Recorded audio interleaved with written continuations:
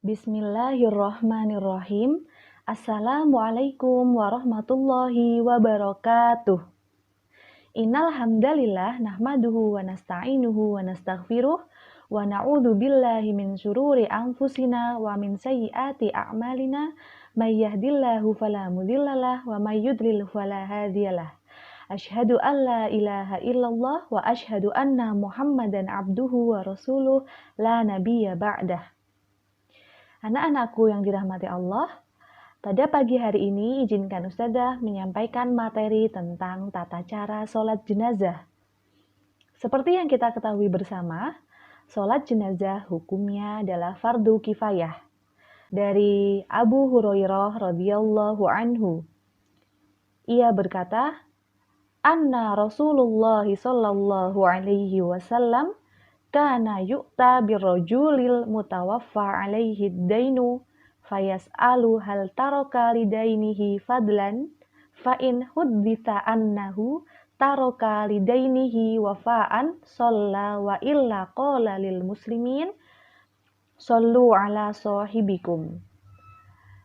Rasulullah sallallahu alaihi wasallam pernah didatangkan kepada beliau jenazah seorang laki-laki. Lelaki tersebut masih memiliki hutang. Maka beliau bertanya, apakah ia memiliki harta peninggalan untuk melunasi hutangnya? Jika ada yang menyampaikan bahwa orang tersebut memiliki harta peninggalan untuk melunasi hutangnya, Rasulullah Shallallahu Alaihi Wasallam pun menyolatkannya. Jika tidak ada, maka beliau bersabda, "Solatkanlah saudara kalian." Hadis riwayat Muslim. Berdasarkan hadis tersebut, kita mengetahui bahwa perintah dari sholat jenazah itu dibebankan kepada setiap muslim. Yang hukumnya di sini adalah fardu kifayah. Maksudnya, ketika di suatu daerah ada satu orang yang meninggal dunia, maka jika sudah ada sebagian muslim yang mewakili untuk ikut serta menyolati jenazah, gugur kewajiban setiap muslim yang lain. Namun sebaliknya, apabila tidak ada satu orang pun di suatu daerah tersebut yang menyolati jenazah, maka berdosalah setiap umat muslim yang ada di daerah tersebut. Bagaimana dengan posisi dari imam ketika menyolati jenazah? Apabila jenazah itu laki-laki, posisi imam berdiri sejajar dengan kepala jenazah. Dan apabila jenazah itu perempuan, posisi imam berdiri sejajar dengan bagian tengah jenazah. Hal ini berdasarkan hadis Abu Hurairah dari Al-Ala bin Ziyad yang mengatakan bahwa, wahai Abu Hamzah, apakah praktek diri Rasulullah Shallallahu Alaihi Wasallam dalam sholat jenazah seperti apa yang kau lakukan? Bertakbir 3 kali, berdiri di bagian kepala lelaki dan di bagian tengah perempuan? Anas bin Malik menjawab, iya. Hadis riwayat Abu Daud dan At-Tirmizi disahihkan oleh Al-Albani dalam Sahih Sunan Abu Daud. Bagaimana dengan jumlah shaf dari sholat jenazah? Sebagian ulama menganjurkan untuk membuat 3 shaf atau barisan, walaupun di barisan yang pertama masih longgar. Dan disunahkan untuk memperbanyak shaf. Ya, jadi ada baiknya ketika kita menyolati jenazah, kita buat menjadi 3 shaf, ya, 3 barisan. Karena barang siapa yang menyolatkan jenazah dengan membuat 3 shaf, maka wajib baginya mendapatkan ampunan. Jumlah takbir dalam sholat jenazah ada 4 kali takbir. Hal ini seperti yang diriwayatkan dari Jabir bin Abdillah radhiyallahu anhu, bahwa Rasulullah Shallallahu Alaihi Wasallam menyolati As-Soma An-Najasyi, beliau bertakbir 4 kali. Ulama sepakat terkait mengangkat tangan pada saat takbir yang pertama, hukumnya wajib masuk ke dalam rukun sholat jenazah. Sedangkan mengangkat tangan pada saat takbir yang kedua dan yang seterusnya, hukumnya sunnah. Untuk tempat sholat jenazah lebih diutamakan untuk dilaksanakan di luar masjid, seperti yang umum dilakukan pada zaman Nabi Shallallahu Alaihi Wasallam. Rasulullah Shallallahu Alaihi Wasallam mengumumkan kematian An-Najasyi di hari ia wafat. Kemudian beliau keluar lapangan lalu menyusun shaf untuk sholat, kemudian bertakbir 4 kali. Selain di luar masjid, menyolati jenazah juga bisa dilakukan di dalam masjid. Hal ini seperti yang diriwayatkan oleh Aisyah radhiyallahu anha, tidaklah Nabi Shallallahu Alaihi Wasallam menyolatkan jenazah Suhail bin Baydha dan saudaranya Sahal kecuali di masjid. Jadi Rasulullah Shallallahu Alaihi Wasallam pun pernah menyolati jenazah sahabat Nabi pada saat itu di dalam masjid. Selain itu, kita pun bisa untuk menyolati jenazah di pemakaman. Ya, apabila kita belum sempat menyolati jenazah sebelum jenazah itu dimakamkan, kita bisa menyolati jenazah di pemakaman. Sebagaimana dalam riwayat dari Ibnu Abbas radhiyallahu anhuma, ada seseorang yang biasa dikunjungi oleh Rasulullah Shallallahu Alaihi Wasallam telah meninggal. Ia meninggal di malam hari dan ia pun dimakamkan di malam hari itu juga. Dan ketika pagi hari tiba, para sahabat mengabarkan hal ini kepada Rasulullah Shallallahu Alaihi Wasallam. Beliau pun bersabda, "Apa yang menghalangi kalian untuk segera memberitahu aku?" Para sahabat menjawab, "Ketika itu malam hari, kami tidak ingin mengganggumu, wahai Rasulullah." Maka beliau pun mendatangi kuburnya dan sholat jenazah di sana. Demikian juga dalam riwayat Muslim, Rasulullah Shallallahu Alaihi Wasallam pernah berhenti di sebuah kuburan yang masih basah. Ia sholat jenazah di sana dan menyusun shaf untuk sholat. Beliau bertakbir 4 kali. Ya, jadi terkait dengan tempat untuk menyolati jenazah bisa di lapangan, bisa di dalam masjid, atau juga bisa di pemakaman ketika kita belum sempat menyolati jenazah sebelum jenazah itu dimakamkan. Kita masuk pada materi inti, yakni bagaimana kita mempraktekkan sholat jenazah. Untuk yang pertama, kita awali dengan niat. Ya, niat letaknya ada di dalam hati, tidak perlu kita lafalkan. Yang terpenting kita niat di dalam hati kita mau menyolati jenazah laki-laki atau jenazah perempuan. Ya, dengan diawali takbir yang pertama, Allahu Akbar. Ya, takbir yang pertama kita membaca ta'awudz terlebih dahulu. Ta'awudz di sini hukumnya sunnah.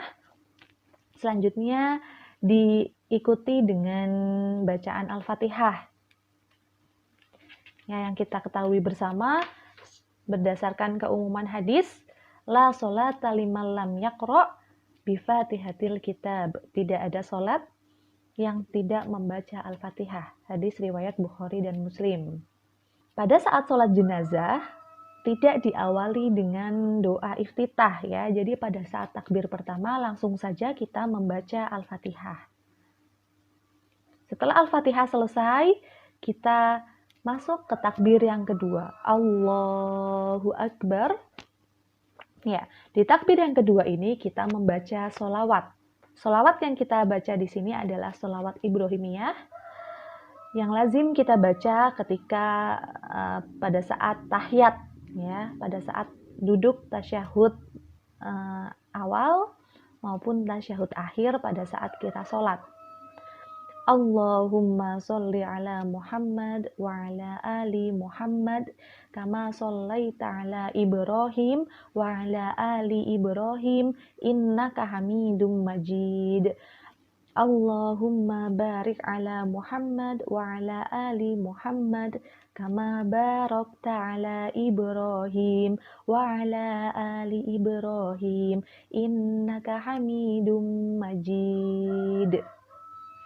Nah, bacaan selawat itu kita baca ketika setelah takbir yang kedua. Setelah takbir yang kedua, kita masuk takbir yang ketiga. Di takbir yang ketiga ini, kita membaca doa untuk jenazah. Berdasarkan hadis Abu Umamah, di antara doa yang bisa dibaca ketika takbir yang ketiga adalah Allahumma gfir lahu warhamhu wa'afihi wa'fu anhu wa akrim nuzulahu wa wasi' mudkhalahu waghsilhu bil ma'i wassalji wal barad wa naqqihi minal khotoya kama naqqaitat thawbal abyadu minad danas wa abdilhu daron khairan min darihi wa ahlan khairan min ahlihi wa zawjan khairan min zawjihi wa adkhilhul jannata wa a'idhul adabal qabri wa adabin nar. Ini bacaan untuk jenazah laki-laki. Jika jenazahnya perempuan, ya, kata hu di sini kita ganti dengan ha. Allahumma gfir lahu untuk laki-laki, Allahumma gfir laha untuk perempuan. Kita coba lafadzkan bersama.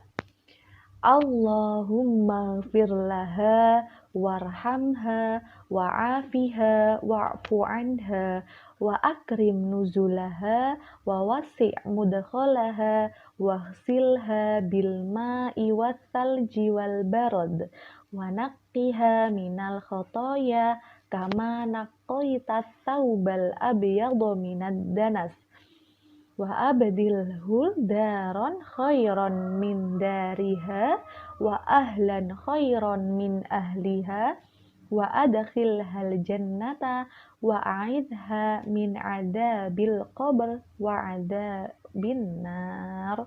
Seperti itu. Begitu juga jika jenazah itu adalah dalam jumlah yang banyak. Hu di sini kita ganti dengan hum. Allahumma gfir lahum warhamhum wa'afihi wa'fu anhum, begitu seterusnya. Itu bacaan di takbir yang ketiga. Terakhir, kita takbir yang keempat. Ya, di takbir yang keempat ini doanya untuk diri sendiri dan untuk seluruh kaum muslim. Bisa juga diam sejenak dan tidak membaca apa-apa, langsung saja salam. Assalamualaikum warahmatullahi wabarakatuh. Assalamualaikum warahmatullahi. Ya. Kalau kita mau membaca doa di setelah takbir yang keempat, doanya adalah Allahumma la tahrimna ajrahu wa la taftinna ba'dahu waghfir lana walahu. Setelah itu baru salam. Salam ke kanan hukumnya wajib, masuk pada rukun dari sholat jenazah, sedangkan salam yang kedua menengok sebelah kiri hukumnya sunnah. Terkait dengan sholat jenazah ini, disunahkan imam membaca dengan bacaan sir atau dengan suara yang lirih, sebagaimana hadis yang diriwayatkan oleh Abu Umamah Al-Bahili radhiyallahu anhu bahwa sunnah dalam sholat jenazah adalah imam bertakbir kemudian membaca Al-Fatihah setelah takbir pertama dan dibacakan secara lirih. Apa keutamaan dari sholat jenazah ini, anak-anakku sekalian? Jadi dari Abu Hurairah, Nabi Shallallahu Alaihi Wasallam bersabda bahwa barang siapa yang mengiringi jenazah dan menyolatkannya, ia akan mendapatkan pahala sebesar 1 qirot. Dan barang siapa mengiringinya hingga selesai penyelenggaraannya, maka ia akan memperoleh 2 qirot. Ya, kalian pasti tahu kan?